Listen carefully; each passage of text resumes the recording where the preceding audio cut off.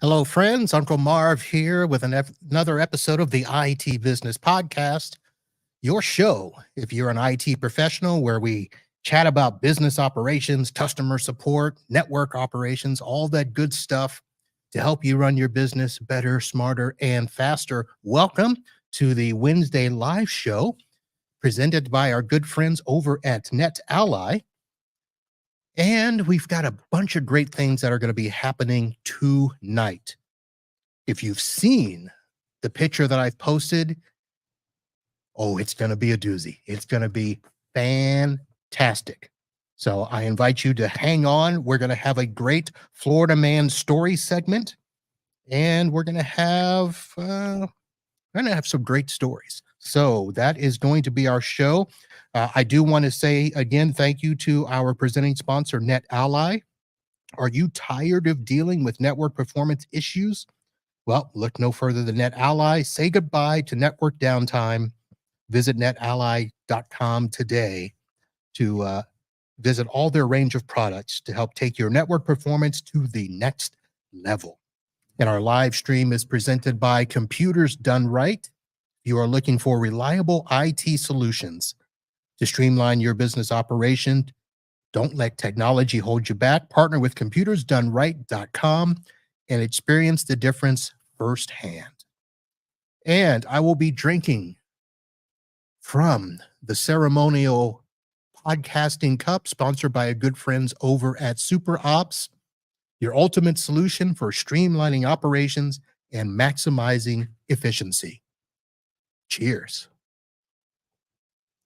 All right, folks, as I mentioned, this is the Wednesday live show. We are in the midst of March, and I have been doing a focus on MSPs and their money, and we are going to continue that with my good friend, Heather, a CPA and profit strategist, specializing in providing virtual CFO services and so much more. Heather, how are you? I'm doing great. I'm so excited to be here. We're going to get nerdy with our numbers. I should have had a pool on what color hair you were going to come in with today. Well, it's all multicolored. So I've got pink in the front. I've got the colorful dreads, and I've been actually doing it myself lately. So I actually attach these things myself. So not the greatest job, but hey, you put it up, and here I am. All right. So let's get right into it here. We're going to have a lot of opportunity to go off track. So I want to try to keep us on the rails as much as possible. So there's a lot of things that you can talk to when it comes to businesses and their money, but I decided to try to keep you on the straight and narrow and focus on things like cash flow. Ooh, yeah, it's a good one. So why don't we start with what would be the first thing that you tell your clients or your friends or people that ask, hey, what do I need to know about my money? Yeah, it's a good question, and it's kind of a loaded question. There's a lot to that. So cash flow, yes. The whole idea of getting into business is to make money. That is the point. We have to have a profit. Profit means that it's not the revenue that comes through the door. It is the money that is left over after you've paid off all of your expenses. But cash flow is not the same as profit. People get that confused. Sometimes they think like, okay, well, I've got cash. Wait a minute, I've got profit. But wait a minute, why don't I have any cash in the bank? Like, what happened there? Well, yeah, profit is like what you've made over a certain amount of time. So maybe it's like in the last month, the last quarter, the last year. But the cash goes in and out. It flows. That's what we call it, cash flow. It's like liquid. It just goes in and out of your business. So every time you purchase something, it goes out. When you get money coming in, or if you take a loan, you get money injected back into the business. So it goes in and out. So that's how that Kind of works. like a wave. It's like a wave. And so if you had asked me like, what is the one thing, all these types of things. First thing I would say is track what you're doing with your business. Don't just play the roulette wheel of, hey, I'm just gonna go to the ATM machine and see how much money I got in the bank. Like, okay, yeah, great. You check that. And then 5 minutes later, there's some money pulled out for something that like your payroll you forgot you're paying, what something that's set up that's automated. And now you're screwed because you think you got all this money in the bank and you don't. So always just track what's going something. All right. So one of the big things that we kind of tried to prep on is this whole idea of, setting themselves up properly. But if you talk about tracking your money, tracking what Mhm. comes in, tracking what goes out. So a lot of people in the tech industry, in the creative industry, where you spend a lot of your time, some of us are not very good at tracking things. Yeah. We got into business ownership because we were good at the technical stuff or the creative stuff. And we just felt, well, we can do it better than the people that are paying us, pennies so we can go make money. Um, and so in terms of getting set up, a lot of us will, we pay the bills to get the materials, we do the sale, and then we've got cash in hand. And a lot of people think that's it. That's our profit, the money we get from the sale. And I think one of the things that I had sent over to you was understanding the difference between cash in hand and profit. Yeah. So as I was saying with the profit, that's like you get revenue in the door. So people are always thinking about like, I have a six-figure business, right? Well, they're talking about their top line revenue, the money that comes in. Well, then you have all of the costs associated with delivering those services. So if you've got labor that you have to go out and do those things, if you have, I don't know, you're in IT, you probably have to like cords you have to buy and plugs and hardware and all this stuff that maybe you have to purchase to do the job. All those are costs associated with doing that job. So, okay, now let's deduct that out of what you got for revenue, and now you got all your other bills to pay. So you pay those, and that's what's left over is your net income. Okay, that's how much you've made after all of those things. But your cash, as we mentioned, goes in and out. So maybe you had to go buy all that equipment, buy that stuff. That money's gone out. So, yes, you may be saying that you've gotten this profit, but okay, that money went out. When is your client going to bill you? Did you collect that yet? Have are they paying you on like net 15, net 30? Like, what is the timing of all this? So the profit is like, okay, you can kind of see like, oh, how much did I make over a period of time? But the cash, as I said, flows in and out, and it's all about timing. So you could have a profit and not have any money in the bank. So cash is king or cash is queen, or you always want to have cash. So it's so important to have reserves so that when things, maybe you're hoping, oh, this big job's coming through, but you don't know when they're going to pay you, or when, if the terms are, you get most of it once the job is done, then you've got all this cost associated with producing that for them. So it's all around timing. And so you want to be able to look at these things and know, like, okay, I've got this coming in. I've got to pay these guys to do this job. Make sure that you've got a good contract with whoever it is that you're working with so that you know that you're going to have some money up front so that you can pay these bills. And then again, what happens if this guy never pays? So, and you've sunk all this money into the something. Right. So Right. it's so important to know what's going on with the cash. Now, is there a way for, let's say, for instance, new business owners that they can kind of start to understand cash flow early? I mean, are there simple tricks to cash flow? Yes, there can be simple tricks. So if you are using some kind of software like QuickBooks, there is a little dashboard in there that shows cash coming in and cash going out. And it's just a bar chart. And it's very simple, but it's effective because you can see it. You can see like, oh, okay, I got money coming in, money. Whoa, my money going out is way bigger than my money coming in. And that's just like a rude awakening. Now, the money coming in doesn't necessarily mean it's all sales. That revenue coming in could also mean that you took out a loan and you injected money into your business. It could mean that you are sinking money into your business. You personally are investing money into the business. So that money coming in is not necessarily all sales. So, but you can look at the flow of it through a bar chart.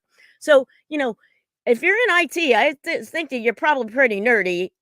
Maybe it's not finance nerdy, but you guys like spreadsheets, don't you? You could do a spreadsheet of the ins Some of and us like outs. spreadsheets. Yeah, some Yeah, of us yeah. like spreadsheets, but Excel doesn't give you the template for cash flow. No. They may give you a template for a budget, Yeah. Yeah, yeah. unless there's somebody out there that's created a cash flow spreadsheet. I didn't start with spreadsheets, so let me not speak for anybody else. So I started back when there was Quicken for Business. Ooh, yeah, that's a while ago. Yeah, yeah. Yeah. Well, here's something for you, Uncle Marv. This when you're talking about people starting a business. A lot of us bootstrap, we start off our business, we're like, okay, we're just taking in wherever we can get people to pay us and then what happens is now we start to collect money and we're not set up like a business. We don't have a person we don't have a separate bank account for the business separate from our personal account. And so what happens is it gets all commingled together. There is no way you're going to be able to track your cash if you are commingling your funds with personal and business. So, number one thing, always have a separate bank account. And then that way you can start to see the ins and the outs. Bank statement's going to show you ins and outs, but if you've got a lot of big things that you're spending money on during the month, you probably want to be able to look at that on a daily basis, even depending on, the flow. It depends on, how many transactions you've got going on, but always start with that. Have a business bank account. And if you are going to pay your personal bills, take a draw and then you can see that it's a draw and then go pay your bills. Don't be paying your, uh, I don't know, your dry cleaning with your business, so. Hey, people do that stuff all the time, right? They do it all the time. And then what happens is it's a mess for the accountant or bookkeeper that's taking care of your books.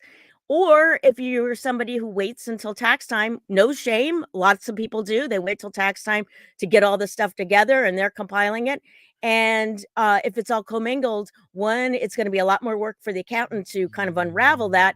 Or if you're trying to unravel it, guess what? You may actually be missing out on some deductions because you forget, oh yeah, I put that on my Prime card or wherever you put it, so you want to keep track of this stuff. All right.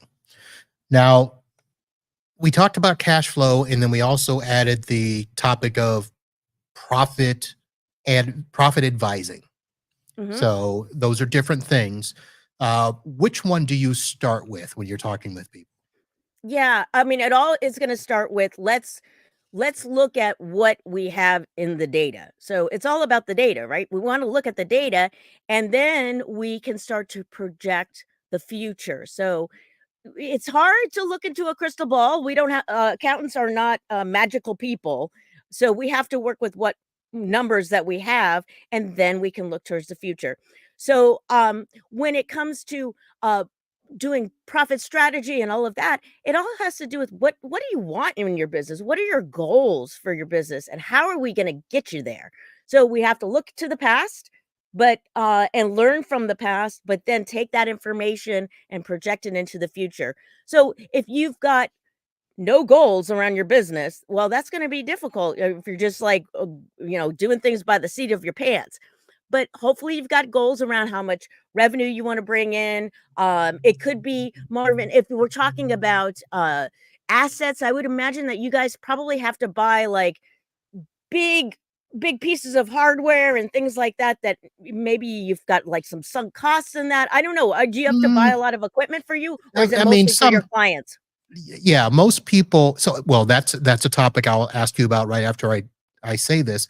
So most techs, when they start, if they're just starting the business, don't have to invest in a ton of tools up front. Oh, that's good. because I mean, you can, you've got your screwdriver, you got your drill, you Oh. got some other stuff. Um, Yeah, yeah. some of the more established type businesses, managed service providers, obviously, you may have to, rent an office space. You may have to get some computers. I mean, that type of stuff, yes, but you can kind of start relatively cheap. I'm not going to say, zero, Mhm. but you do have to start with something. But that goes into a question. It wasn't a question. I had put something in terms of some of the issues that people run into buying too much stuff too early. Oh, yeah, and especially when you guys are in technology, right? Because Yeah, things can become completely outdated before you've put it through its full use. So, yeah, well, if you're gonna buy a big purchase, you wanna think about, "What is this thing gonna do for me?" Like, what's the return on investment? Because assets are supposed to help you make more money, and if you are strapped with, like, having to pay this thing off over time and you're not actually generating enough income from this thing, you're probably gonna have, like you'll probably have to take out either a loan or put it on credit card, and now you're paying interest. There's a lot of factors to it, and then by the time you got it paid off, it's outdated. Like, what are you gonna do right. with that? So, and it's good luck trying to sell it. So, we and then it becomes something what they call like a sunk cost. Like you've bought this thing and now it's like you've invested in this thing and you can't do anything with it.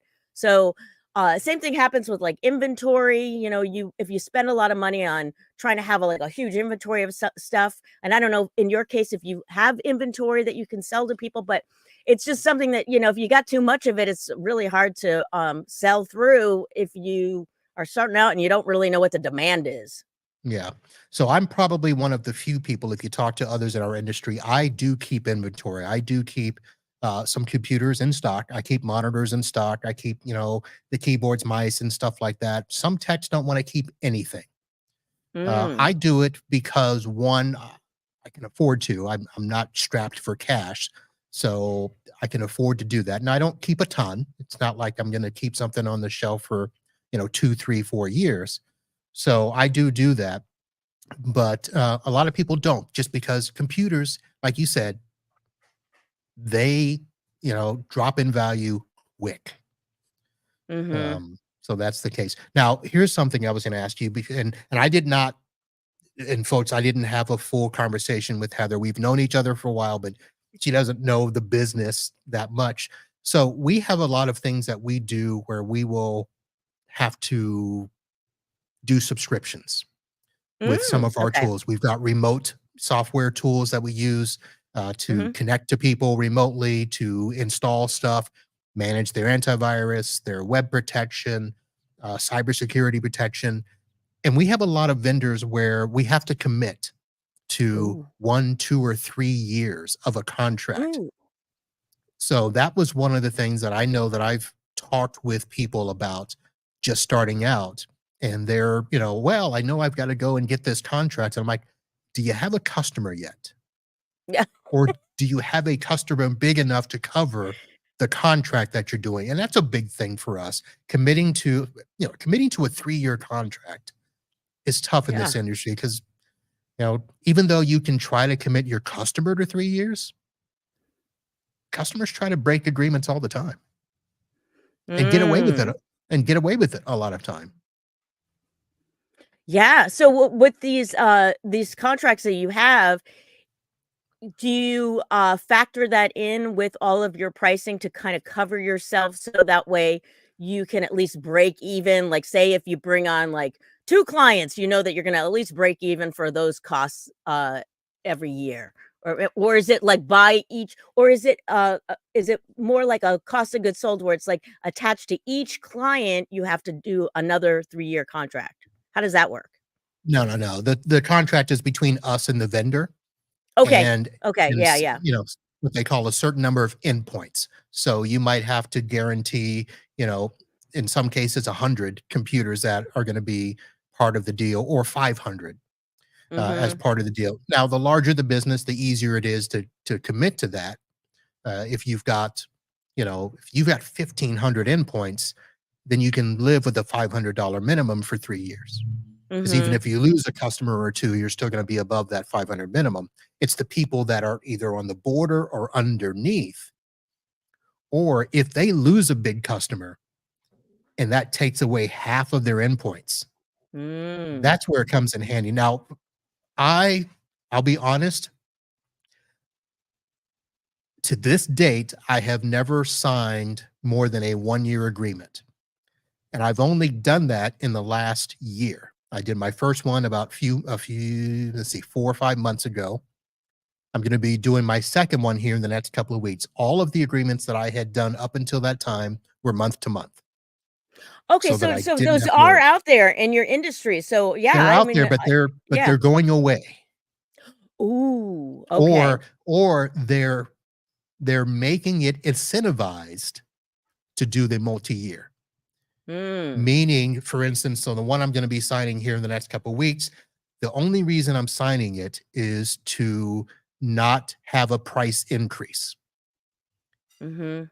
Now, that price increase is only protected for the year.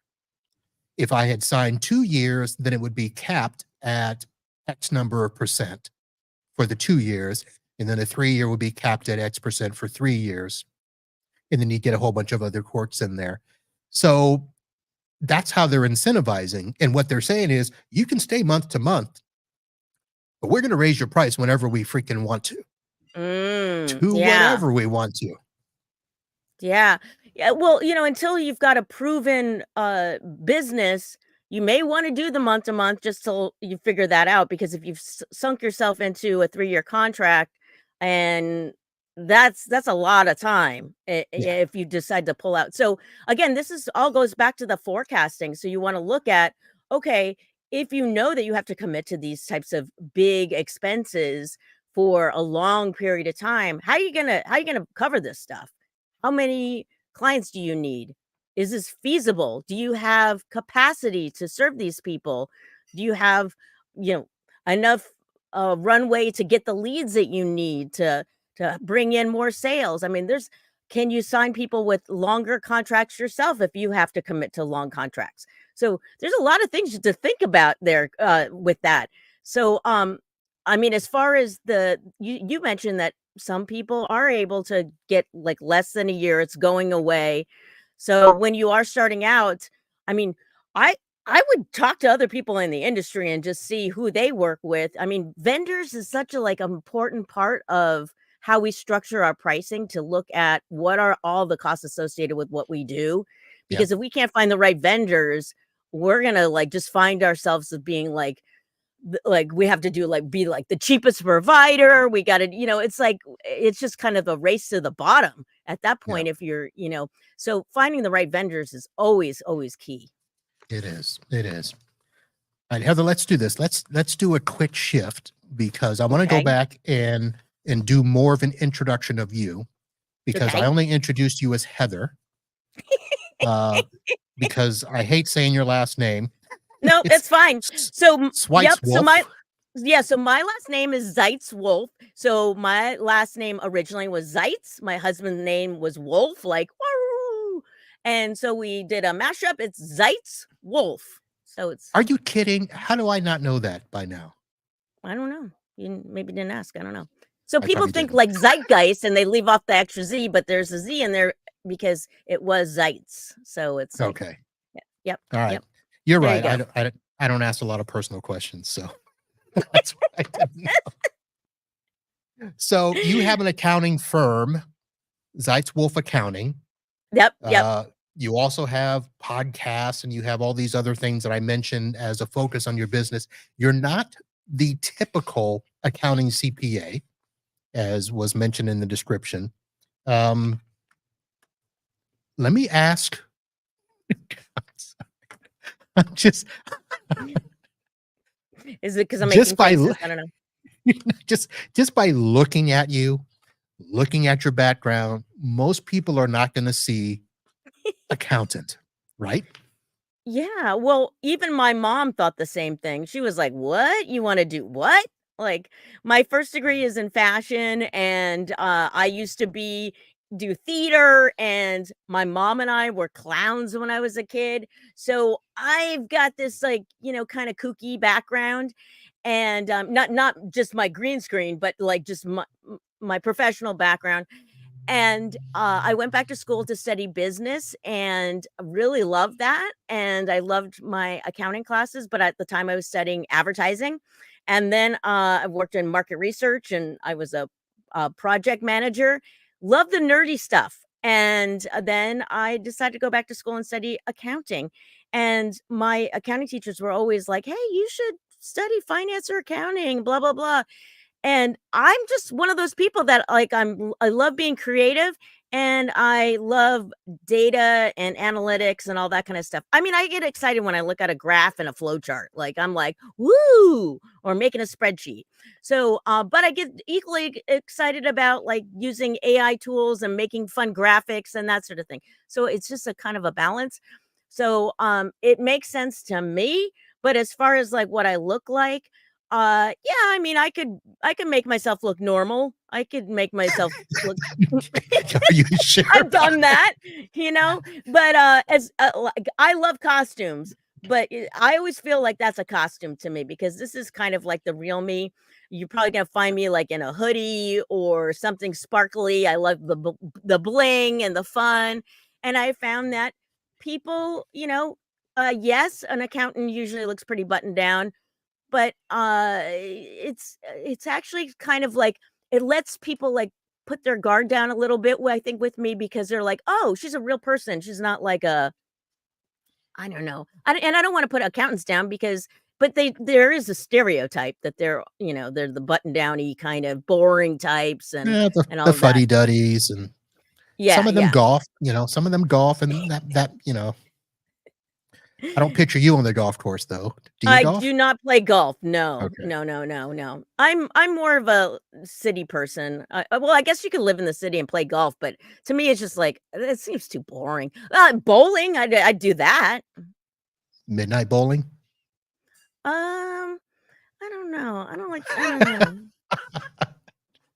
I don't want to have the Because glow in the dark pins. They always have the glow in the dark pins at right, that's what midnight. I was thinking with you and your glow-in-the-dark hair and the I glow-in-the-dark think it's pins. okay, but it's harder to hit it. So okay, this is the thing though.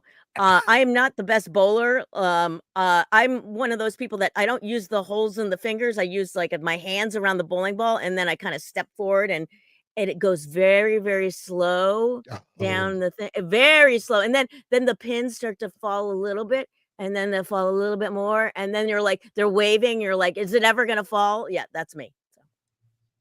alright, well, you got some fans out there, person in the chat, Heather breaks the mold and is unapologetically her amazing, colorful, artistic, intelligent self.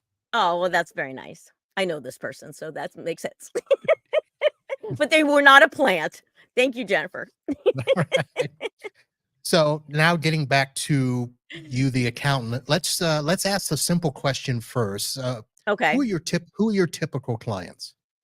Oh, my typical clients. So, just like I was talking about when we first start our business, we kind of gravitate towards like taking business from people we know and that sort of thing. And so, I've got a lot of people that are in the comedy world, creative worlds like photography, videography, podcasting.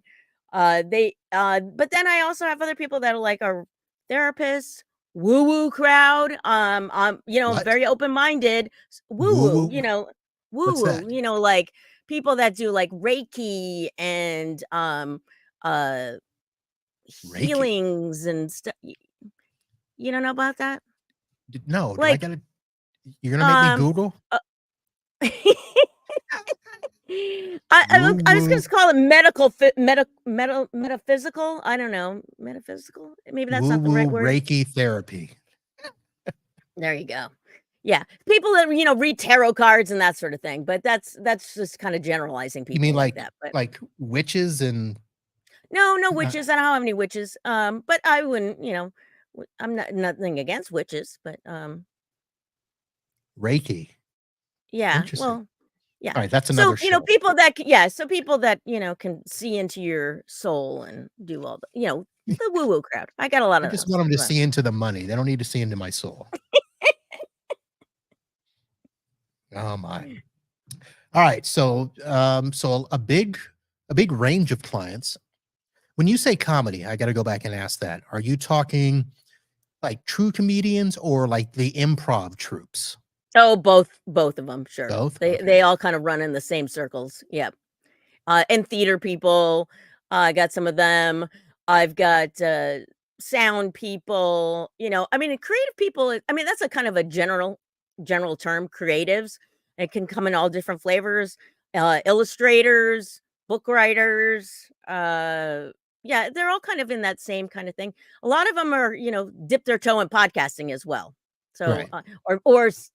a lot of like content creators. Let's just put it that's a good, I guess, a good way to kind of sum them up. Content creators. All right. So the website, it's interesting because let's see, you're at GetRadBiz, but your .com. website is .com, but then it like expands out to GetRadicalProfitGrowthAccelerator.com. Is that Yes. Well, right? that's one of my programs. So, I bought the URL. So, and then seemed kind of long. So I was like, you know what? I'm going to get another URL for this. Get Radbiz. So Okay. it's got two URLs. You know how that Right. works. Yeah, I do. So Well, and then it's also my other website is Zeitzwolfe Accounting, and nobody can spell that. So I was like, I better get something that's nice and short and snappy that people can right. spell. Oh, they are separate websites. I forgot about that. Yep. Yeah. So That's where I grabbed that. one of them has more like group programs and one-on-one Right. coaching, and the other one is more for tax, bookkeeping, and CFO type stuff. So Okay. it's kind of separate. Yeah. So how do you blend your nerdy, geeky side with your creative side to provide these accounting and CFO services to your clients? Yeah. So part of it is okay, well, I know how to look at the numbers and read the story behind the numbers. So the numbers tell a story. And then interpreting that story for the client. And then where the creative part comes in is how are we going to take what this story tells and how are we going to tell the story of the future? What's in between and what do we need to put in place? So this is where the creative part really comes in because a lot of it is not just okay, you need to cut this expense or do this or that. Like a lot of it is a creative side. Like maybe you need to train your employees. Like maybe efficiency is not just around the fact that maybe they don't know how to do their job. Maybe you've never taught them how to do their job. Maybe there's so many different components in there. So there's all of that that goes into it. Like thinking more strategically and creatively. That's where my brain is like Okay, but I love that's to go to town in that area, and I love that productivity, and I was a project manager, so, like, my brain thinks about, like, all of those things, like, "How can we make this better?" right. But I was going to say that's more than accounting stuff. That's more than CPA stuff. If you're trying to help almost in a sense coach businesses Yes. on how to be efficient, um, how did you bleed over into that? Uh If I'm bleeding hot pink. That's all I can think of. Well, actually, that's why I got interested in the whole CFO services because it does kind of bleed into that. Okay. So it is more of looking at beyond the like cut this and that in your expenses and do it is more of that high level like let's look at the future and figure out how we're going to get there. So to me, that is like really the exciting part. There's the compliance part, which is like following the rules and doing the taxes and getting the books straight and all that, and that's fine. But then it's like, okay, you've got a business. Let's do something exciting about it. Yeah, it's like All right. So take going it to back the to next the level. yeah, whatever. Let's go back to a basic question. So we've talked about the cash flow, the profit planning, and all that stuff. What are some of the pitfalls or the common mistakes that you see people making? Yeah. Pitfalls. Okay. So we did talk about like buying assets too soon. That's Yeah. definitely one. Like you don't want to do that.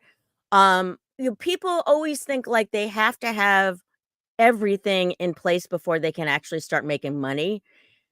But the reality is you need to see if you can even make any money. So before you start investing in this business, go out there and try to sell your services first and see if you can sell them.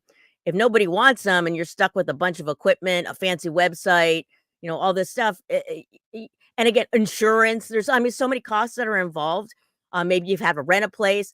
So make sure that you can actually make money from what you're doing. See if there's going to be enough leads, where you're going to find leads, who's going to be your target audience, all these things that we got to like think about ahead of time. And then like, okay, you got to keep the lights on. Like, how much do you need to make? How much do you need to make to not only keep the lights on for your business, but for you personally? Like, you got to still pay your own bills.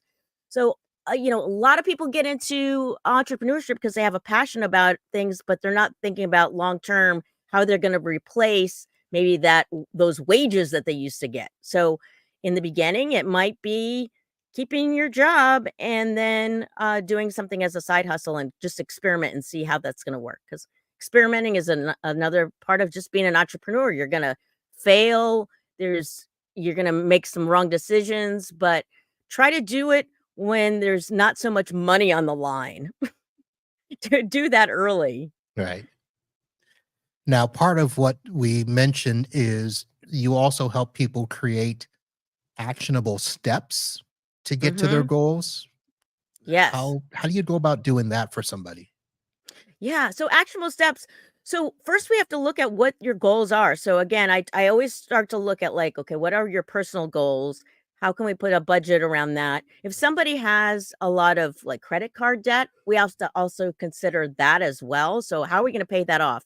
Then I want to see what kind of emergency fund that they have. If they don't have that, we also have to put that in our steps. So kind of starting from like the future and then bringing it back to the now.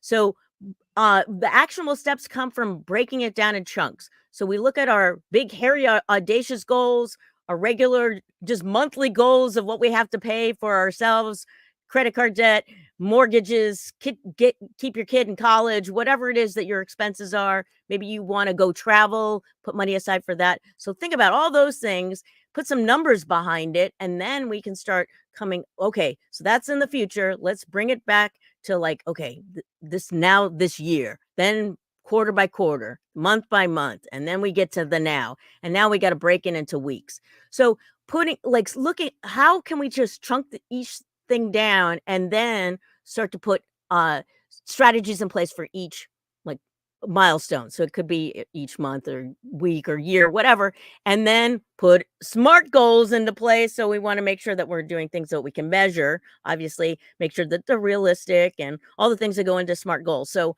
it's just a matter of breaking things down and then seeing, okay, what are the steps involved in achieving that, and making it smaller chunks so it seems easier. Because if we just look at the big, hairy, audacious goal, we may give up or we may not know what to do, and we just end up just scrolling on the internet all day. So it's all just breaking it down and then seeing what are the realistic things that you can do to get yourself there. All right. So I've got a question that may throw you a little bit. Okay. Why did you put vegan CPA on your website? That does not throw me off at all. Because I am a vegan and I like to work with vegans. So I give a vegan discount. So if you are vegan and you want to work with me, I will give you a discount. I work with different vegan clients, but I only work with people that are in business to make a profit. So I don't work with nonprofits. So you have to be, for-profit business. But yes, I love me some vegans and I love to support them in making more money and taking over the world. So that's why that's there. So I do work with non-vegans, but if you've got a business that's doing something that I find unethical, then I won't work with you. So. Oh. Yeah. So I'll I had ask somebody about that came to me later. so I had someone come to me that was a caterer. I looked at her website and she had like pieces of beef on the homepage, and I'm like, sorry, I can't work with you. So, this just depends. Wait a minute. What? That's a whole nother discussion. It is? Okay. Yeah. So she had pictures of beef on her website? Mm-hmm. So she was a caterer. So she was obviously selling meat dishes like that. So I said no. I work with a Well, lot of okay, service providers, but so it's but not like, that's not unethical, is it? well, if you're vegan, then we don't Yeah, like but to see that's the meat pictures. okay. I understand. Okay, I get that, but that's not an ethics discussion. I mean, I eat meat. Are we no longer friends? No, no, you're fine. You're fine. Yes. Okay. But if I was to I have to think about it from the perspective also that if I am saying that I'm vegan and I'm not taking on clients that are like you're an IT person. It's not like you're going out and slaughtering animals to be able to install IT services, So there's I don't All right. so All to me right. it's fine. That's fine. Your All right. dietary things are, different from what your business is making money, how your business is making money. Yeah, but that's supporting the meat industry. Because you mean you eat meat? Yes. If I was to work with you? Yeah. Yes, you've got a point there, Okay. but here's the thing, Marvin. I like to work with non-vegans because I'm all about converting them to some sort of veganism. So, I also, I cook very delicious food, and I love to introduce people to delicious vegan meals, and a lot of times they don't even know it's vegan, and I want to encourage people to at least try going vegan, even if it's 1 day a week. So, I know people that are part-time vegans, and hey, you don't get the discount if you're a part-time vegan, only a full-time I vegan, all right. but Just don't ask me to come visit you. I don't I wanna know what I'm eating. I wanna be surprised. nothing with a face or a mother, put it that way. Um, oh my goodness. Get radical with your business, hosted by Heather Zeitzwolfe. Are you still doing the podcast? The podcast is sort of on hold. So, Marvin, this is very funny. I've been thinking about actually revamping it for guess what? Vegans. Brr, brr. That's interesting that you asked me about that. So, Okay. Well, maybe there's things in the works. I'll Got prod you a little bit. wow. All right, folks, if you are stuck on the cash flow roller coaster and you are a creative or you just want to find somebody that is real to help you with your money, there is your gal. She is cool to the core. Was that okay to say? Yeah, I'm cool. I'm cool with that. Yeah, sure. I said Coolio once. I was like, yeah, Coolio, and someone said, nobody says that anymore. I'm like, No, okay, well, whatever. nobody ever says that. Yeah. Okay. Well, you know what I love? I love jive turkey. Nobody says that either, but I love jive turkey. All right. So that noise you heard Yeah, what is that? Was that was that the gator? the gator. It is time for our Florida man or random question segment. And that Okay. too is sponsored by our friends over at Super Ops. So Super Ops, empowering your operations, supercharging your business. Now, I did send you the information to prep you. This is the time where you have the opportunity to pick your own Florida man story to challenge mine or answer a random question. Oh, okay. What did you choose? I'm gonna pick my own Florida man. Okay. And I imagine that you're going to get away with that because normally I would say you have to pick it from the state that you're in, but you grew up down here in Florida, right? I did as a tween and a teen, but Hmm. I live in Portland, Oregon, and our motto is keep Portland weird. So I've got some stories. All right. So before we get to the stories, I want to do an update. I did a story, I think it was 3 weeks ago, about the Florida man that was having migraine headaches and went to the doctor and they discovered tapeworm eggs in his brain. I have an update because it has now been discovered why he had the tapeworm eggs in his brain. The man admitted to making a habit of regularly consuming undercooked bacon, which experts believe is what made him particularly vulnerable to the infestation. And apparently, this thing has a name called neurocysticercosis or something like that. I'll have a link in the show notes. And that is your Florida Man update. Yeah, Undercooked bacon. See, that's your argument for, if you were vegan, you wouldn't be eating undercooked bacon, right? exactly. But we do get exposed to salmonella because of the whole meat industry getting on the vegetables. Okay, I'll get off my high horse. Okay, Okay. All right. keep So Portland weird. I've got a lot of examples, but you said one. You told me only only one. one. Only one. All right. So this happened a little while ago. So this is not something recent. So hopefully this is okay. Okay. But there was an elf, a man that I've met. Wait a minute. You called him an elf. He's an elf. Yep. He's a real elf, like as in a mini person? No, he's not mini. He just he calls himself an elf. Okay. And he was high on LSD and he was attacking a car with a sword because he thought he was the evil Morgoth. So and I got to meet that guy and he read me my tarot cards and he was a very nice person. So he just This isn't like a one-time thing. This is what he does every day. He calls himself the elf. He's an elf. Yes, but the LSD in the car with the sword, that's not an everyday occurrence. No, that happened once. Yes. All right. What does he call himself again? It's an elf. I'll send you a link about it. There is like some other kind of elf thing. But okay, can I just give you one more? This is gonna top. Okay, all right. This okay. In Portland, there is a guy called the Unipiper. He plays bagpipes on a unicycle with a Darth Vader mask, and he plays the Star Wars theme song. He's got a kilt on, and fire comes out of his bagpipes. So the Unipiper. He is a Portland legend. Interesting. And this guy you will see all the time. You may not see the elf. All right. Maybe we can invite them to come down to next year's Florida Man games. They can be I think the Unipiper would be great. Yes. Yeah. All right. Here is my Florida Man story that is close to my hometown, which is in Melbourne, Florida.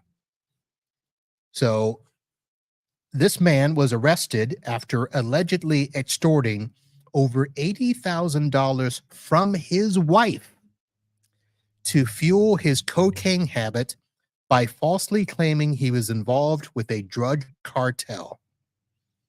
So Eric Paul Johnson, age 29, was arrested with grand theft of $100,000 or more, organized fraud to obtain property over $50,000 or more, extortion, and unlawful use of a two-way communications device. So apparently his wife was away, and she returned home and saw several messages from an unknown phone number. In the messages, the person demanded various sums of money. He allegedly told his wife that they were being blackmailed by a man named Troy. And that Troy was involved with the drug cartel. And he would send messages like 500 now for my family or things will happen. 500 now or buenas noches. Oh my God. Wow. That sounds like something out of that Yellow Jackets show or something. Yeah. Yeah. Wow. So there's a whole story. Apparently he was missing when the messages were sent. He had been missing with his wife's car, and they found him the day after he was reported missing. And although he said he never sold drugs, he admitted he was a personal user. And when investigators searched his phone, they allegedly found sexting messages to a woman that this is ridiculous.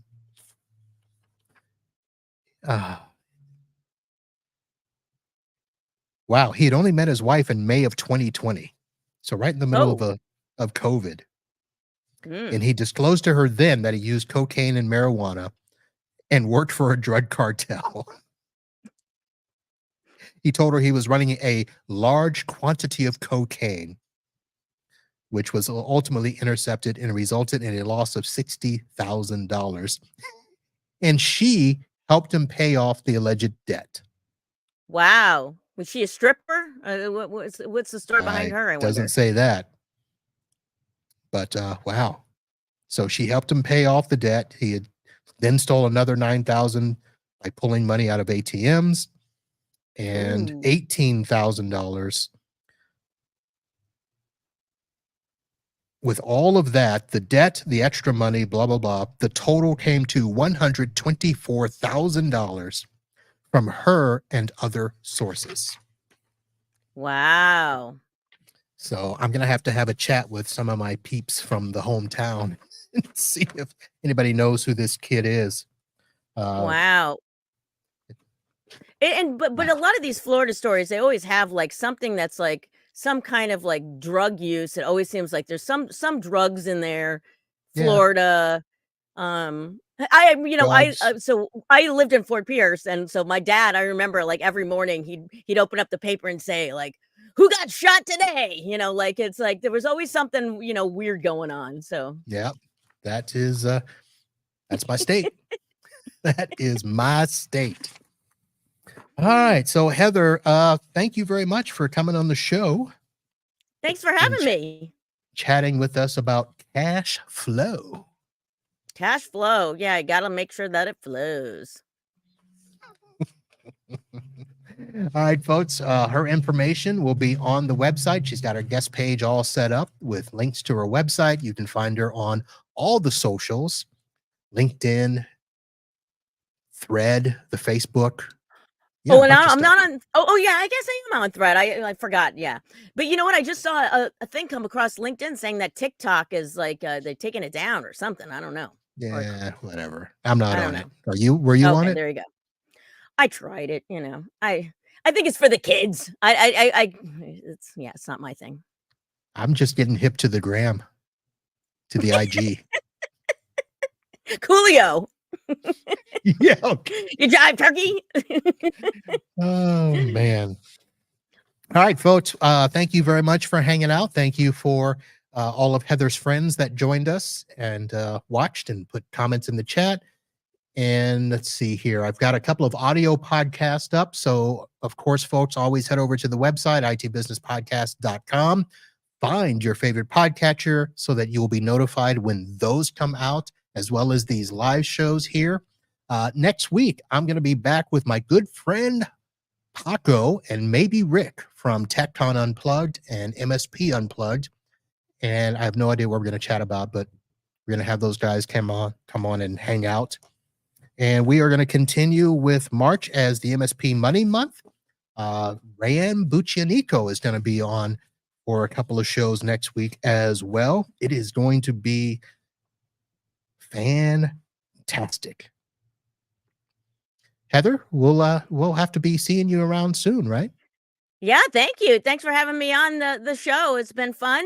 And hit me up, contact me, find me on LinkedIn or whatever. I've got all kinds of free like downloads, and we didn't talk about taxes, but I got stuff for that too. So Oh, you had a just PDF that you were going to make available to my listeners, right? Do we have I that? I have the tax one right now, and yeah, I'll come up with something. All right. I will have that in the show notes, folks. We'll get that if you want to download and get a little freebie from Heather and get a little preview of what you can get when using her services. So, all right. That's going to do it, folks. Thank you for coming on the show, hanging out, all that good stuff. We'll see you next time. And until then, holla. Ooh.